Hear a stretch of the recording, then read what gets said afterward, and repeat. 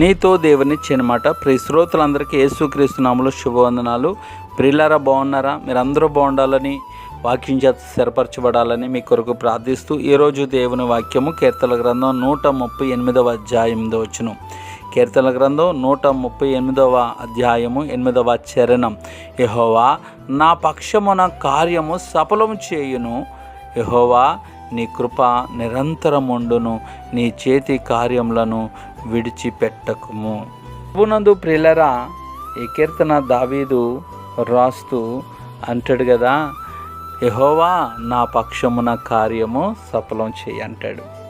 ఏ కష్టంలో ఉన్నారో, నష్టంలో ఉన్నారో, ఎరుకులో ఉన్నారో, ఇబ్బందులు ఉన్నారో, శ్రమలో ఉన్నారో, శోధనలో ఉన్నారో, అనారోగ్యంతో ఉన్నారో నాకు తెలియదు, కానీ మనము దేవునికి మొర్రపెట్టుడు ద్వారా మన పక్షంగా దేవుని కార్యాలు మనం చూడగలుగుతాం. కాబట్టి మనము ప్రార్థించడం ద్వారా ఫలితాలు పొందుకోగలమని ఇక్కడ దావీదు భక్తుడు ద్వారా మనకు తెలుస్తుంది. దేవుని కంటికి మరుగైనది ఏదీ లేదు. దేవుని చిత్తానికి దూరంగా ఉన్నప్పుడు మనలో ఒప్పుకోలు, భయం అంతర్గతంగా ఇవన్నీ కూడా చేరుకుంటాయి.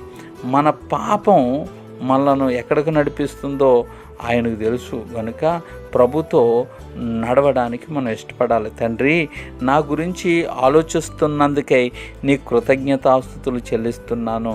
నేను కూడా నీ గురించి ఆలోచిస్తాను, నీలో నేను జీవిస్తాను అని ఒక గొప్ప తీర్మానం నువ్వు చేసుకోగలిగితే దేవుడి నీ కార్యములను సఫలపరుస్తాడు. దేవునికి నువ్వు సన్నిహితంగా తెలుసు. ఆయనకు నీ పేరు మాత్రమే కాక నీ ప్రతి అవసరత, నీ ప్రతి వేదన, నీ ప్రతి శోధన ఆయనకు బాగా తెలుసు. కాబట్టి ఆయన మదిలో నీవు ఉన్నావు, నిన్ను ఆయన చూస్తూ ఉన్నాడు. తగిన తీర్మానం నువ్వు చేసుకోగలిగితే తగిన సమయంలో కార్యం చేయటానికి ఆయన సిద్ధంగా ఉన్నాడు. కాబట్టి యెహోవా నా పక్షమున కార్యము సఫలము చేయును, యెహోవా నా పక్షమున కార్యం సఫలం చేయును, యెహోవా నీ కృప నిరంతరముండును, నీ చేతి కార్యములను విడిచిపెట్టకుము అని దావీదు చెప్తున్నట్లుగా నీవు కూడా చెప్పే ఒక రోజు నువ్వు చూడబోతున్నావు. ఈరోజే తీర్మానం చేసుకొని ప్రభు కొరకు నువ్వు నిలబడగలిగితే అద్భుతములు, ఆశ్చర్యకార్యములు నువ్వు చూడగలుగుతావు. May God bless you all.